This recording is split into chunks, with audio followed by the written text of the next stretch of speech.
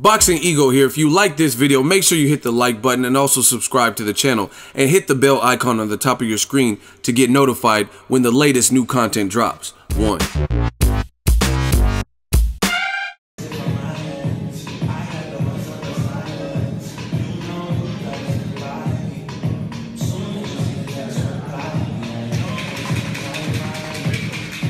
What up, Fight World? It's your boy Ego, and I'm back with some more boxing.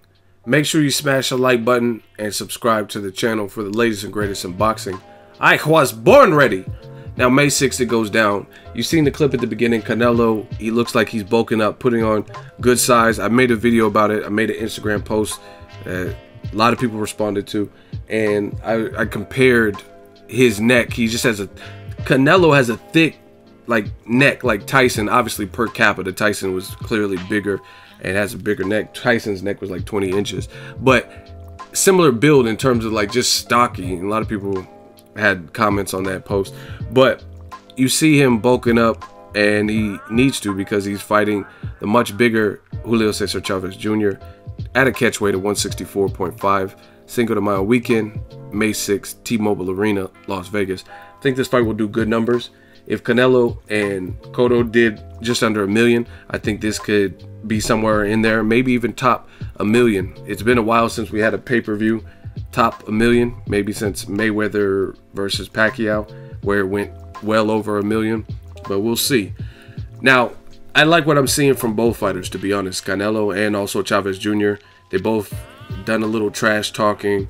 They both look to be in shape. Chavez Jr., obviously the bigger guy, has some weight to drop to make his mark, but he has the right team. He has Angel Heredia, Nacho Beristain, obviously his legendary father, and same thing with Canelo. His is a little bit different because instead of killing himself to make a weight, he's coming up in weight, and he looks strong. Looks like he carried his power and speed up, which is a good thing. So maybe he should have made this move sooner. Now, Golden Boy set up a media call this week, and they were talking to Canelo regarding his upcoming fight.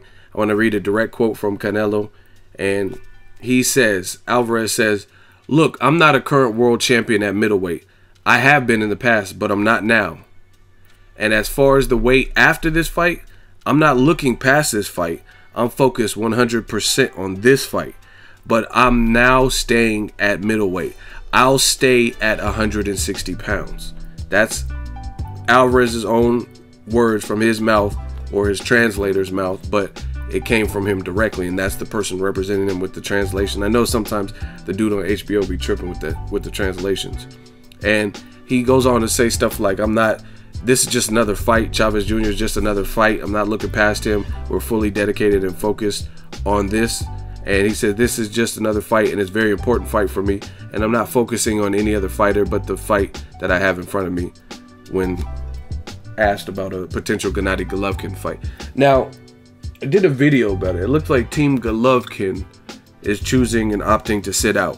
They said their guy got some wear and tear, some quote-unquote soreness from the Daniel Jacobs fight, so it's not advantageous for them to fight Billy Joe Saunders to become undisputed and unify in June. Instead, they're going to sit out and probably see what happens with the Canelo Chavez Jr. And Oscar De La Hoya cleverly put that thread out there with the Los Angeles Times. De La Hoya did an interview, and he says, basically, don't you go fighting Billy Joe Saunders in June. That'll derail everything, and you might not get this fight with Canelo, even if he wins, because we need time to promote a Canelo versus Golovkin fight. And if you're trying to fight him in September and you're trying to fight someone else totally different in June, that's not going to cut it, because we need time to prep and prepare. And people felt a type of way about that, but even Richard Schaefer, an established promoter who has his new company, Ringstar, former Golden Boy, and I don't even know what terms he's on with Golden Boy since he left, but he agreed with Oscar De La Hoya, and he says, yeah, big bouts like that take time to prepare. So the only downside for the Golovkin angle is this. Obviously, people want money. Canelo versus Golovkin, or Chavez Jr., if he beats Canelo, that's a bigger money fight.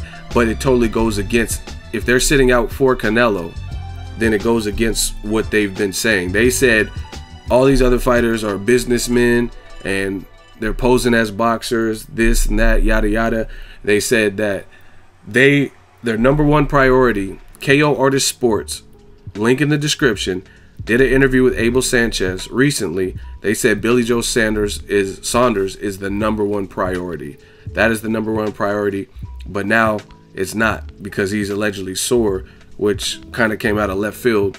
I didn't remember hearing anything. So to me, I can't tell you what another man's body feels like, pause, but it just seems kind of coincidental that the fight you've been chasing and the fighter, maybe you're getting close, and now all of a sudden you want to put Billy Joe Saunders and becoming undisputed, or potentially becoming undisputed and unifying, on the back burner. Especially when you just did an interview, Abel Sanchez, who represents Golovkin and his interests, said, hey, Billy Joe Saunders is the number one priority. Now they're sitting out in June.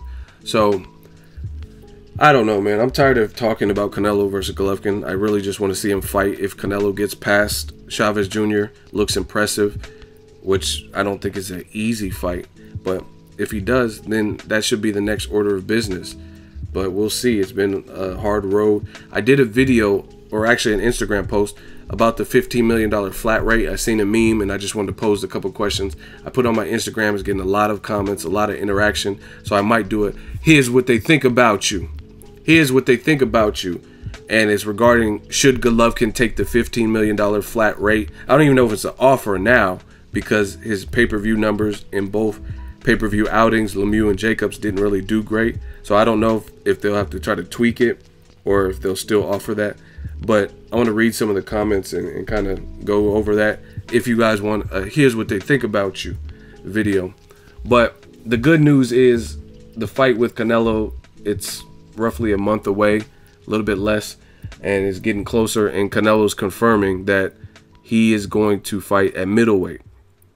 This Chavez Jr. is a once and done, 164.5, because we all know at this point Chavez Jr., he would look like Skeletor trying to make 160. 164.5, people have reservations and concerns if he can make that. So 160, he would look atrocious. Like I said, like Skeletor. It's over, He-Man. For you. Yeah, so that wouldn't really work. So Canelo's plan is to move to 160, which is good news, and it's a positive sign. Obviously, it's nothing to, I wouldn't hold my breath over the Canelo versus Golovkin fight happening, because there's much more that needs to be agreed upon aside from the weight. But it's a good sign, because weight was once an issue. Canelo was fighting at his own weight class, a Canelo weight at 155, and he was trying to get Golovkin to come down to 155 at a point in time. And Team Golovkin was like, no, we're not coming down to this man-made weight class. And then people were saying, hey, but you would do it for Floyd. Why won't you fight Canelo there? And then they're like, hey, this is a middleweight belt. No, fight us at middleweight, at the regular 160 like everybody else. So the good thing is that's a positive indication, because weight is no longer an issue. And there's a lot of people. I just talked to someone on Instagram when I did the flat rate question. There's a lot of people that haven't been updated, and Tom Loeffler has confirmed that Canelo's side on the negotiations with the $15 million whatever, they agreed to 160. So that is no longer, I repeat, no longer an issue. If the Canelo versus Golovkin fight happens, it would be at 160. That's what they both have come to agree to. Now what they have to do beyond that, make sure the date works, which no one should have a problem with September. They have to figure out the money. That's what it kind of boils down to me. That's the biggest thing, is the money. How are they going to do the money split? Percentage, 15 mil, less than 15 mil now? And really, ultimately, if both parties want the fight, right? So let me know what you guys think. Obviously, Canelo has to get past Chavez Jr., and he has to do it decisively. If he struggles a lot and he looks suspect at this weight, or he's getting knocked down and stuff like that, then people are going to question a Canelo versus Golovkin. How good is that fight? But if he looks like a rock star and does a Liam Smith, James Kirkland type of number on Chavez Jr., then, I mean, the Golovkin fight grows. But Golovkin's last fight, some people thought he lost it versus Daniel Jacobs. So if Canelo has a performance like that, it's going to definitely hurt the fight, because you don't want to see the mega fight. You don't want to see both of them coming off performances that are questionable or controversial. You know what I mean? That's just my thoughts. Let me know what you guys think. Drop it in the comment section. Make sure you share the video, like the video as always. Hate, comment, and subscribe. Till next video, is Ego signing off. So if you enjoyed this video and want more content like this on the channel, you can show your appreciation by going to the PayPal donate button or the YouTube support button. And you can donate any amount that you feel is equivalent to the value of this video. Much more to come. Thank you guys for your support. Boxingego, the future of boxing.